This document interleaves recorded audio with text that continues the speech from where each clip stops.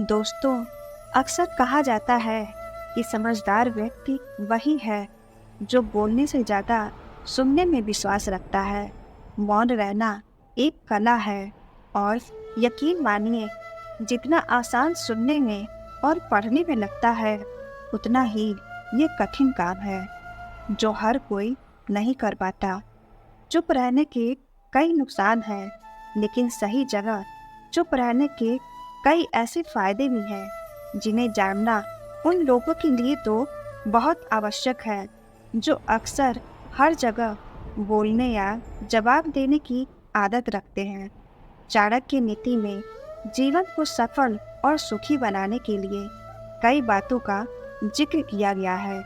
आचार्य चाणक्य ने ऐसे 7 जगहों के बारे में बताया है जहां हमें हमेशा खामोश रहना चाहिए।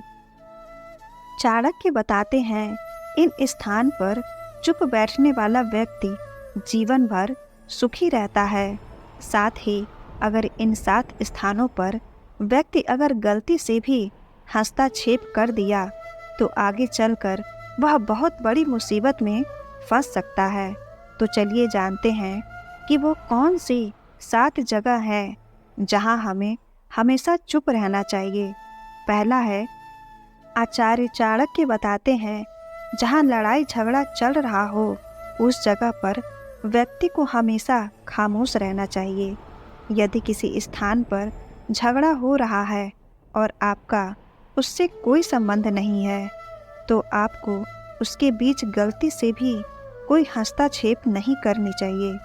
अगर आपने गलती से भी उन लोगों के बीच में हस्तक्षेप कर दिया तो आगे चलकर आपके ऊपर बहुत बड़ी मुसीबत आ सकती है।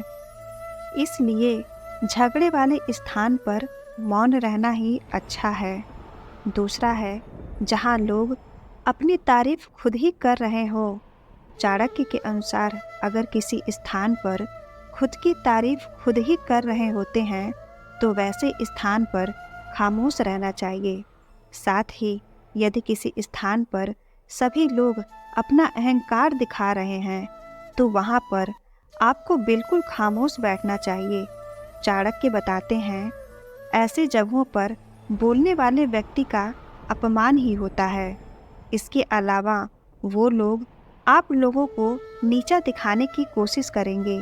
इसलिए एक बुद्धिमान व्यक्ति को ऐसे स्थान पर हमेशा चुप रहना चाहिए।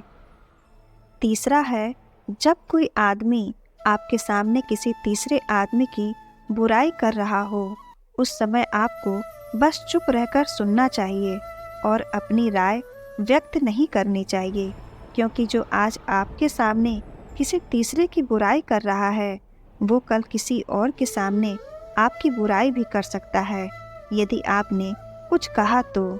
इसलिए बेहतर यही होगा कि ऐसे स्थान पर रुके ना जहाँ किसी की बुराई चल रही हो। चौथा है, यदि आपको किसी घटना या किसी विषय पर अधूरी जानकारी है तो तब आपके लिए चुप रहना ही उत्तम है, क्योंकि अधूरा ज्ञान बहुत घातक होता है। यह आपको हंसी का पात्र भी बना सकता है या किसी मुसीबत में डाल सकता है। इसलिए आपको किसी दूसरे को सलाह या ज्ञान तभी देना चाहिए जब आपको उस चीज़ के बारे में पूरी ज्ञान हो। पांचवा है, जब आपको यह ज्ञात हो जाए कि सामने वाला व्यक्ति ना तो आपकी भावनाओं का सम्मान कर रहा है और ना ही वह आपकी बातों को समझ रहा है, तो ऐसी स्थिति में आपको स्वयं शांत और चुप हो जाना चाहिए, क्योंकि ऐसे लोगों को आपकी भावनाओं या दुख से कोई मतलब नहीं होता। ऐसे लोगों को अपना राज बताकर आपको पछताना ही पड़ेगा।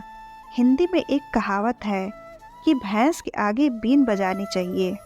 इस समय आपको इस कहावत पर गौर करना चाहिए, ताकि ना तो आपकी एनर्जी वेस्ट हो और ना ही आपको बेवकूफ़ समझा जाए। छठवां, यदि कोई इंसान अपने दुख या परेशानी के बारे में आपको बता रहा है, वह आप पर भरोसा करता है और आपको अपना समझ रहा है, ऐसे में तुरंत ही उसे समाधान बताने की बजाय चुप रहकर उसकी दुख या समस्या को ध्यानपूर्वक समझें, उसे सुने। उसके बाद अगर आपने कभी अपनी ज़िंदगी में वैसी परिस्थिति का सामना किया हो और आपको यह पता हो कि ऐसी परिस्थिति में क्या करना सही होगा, तभी जाकर ही आप उसको उसकी परेशानी अनुसार समाधान दें। यदि आपको नहीं पता कि उस समय क्या करना चाहिए, तब आपके लिए चुप रहना ही बेहतर होगा। ऐसा इसलिए क्योंकि गलत सलाह देने से उसकी परेशानी और भी बढ़ सकती है। और सबसे ज़रूरी बात यह है कि आप उसके दुख या समस्या को गुप्त ही रखें, किसी और को ना बताएं। सातवां, जब आपका कोई करीबी व्यक्ति आपसे झगड़ा कर रहा हो या किसी बात पर आपसे क्रोधित हो, तब भी उसके सामने चुप रहना चाहिए, क्योंकि जब व्यक्ति गुस्सा कर रहा होता है तब उसका अपने मन पर नियंत्रण नहीं रहता। ऐसी परिस्थिति में उनके क्रोध की अग्नि में अगर आप भी कूद पड़ेंगे या उनसे झगड़ा करने लगेंगे, तो जो बात कल सुलझ सकती थी वह और भी ज़्यादा बिगड़ती चली जाएगी। उस समय सब सहकर अगर आप चुप रहेंगे तो वह मन ही मन यह सोचकर पछताने लगेंगे कि उन्होंने आपके साथ गलत किया, और वह शर्मिंदा होकर खुद ही आपके पास चलकर आएंगे और आपसे माफ़ी मांगेंगे। क्रोधी व्यक्ति के साथ बहस करना आग में घी डालने के जैसा होता है। इससे उनके क्रोध की आग भड़केगी और आपको ही उसका खामियाजा भुगतना पड़ेगा।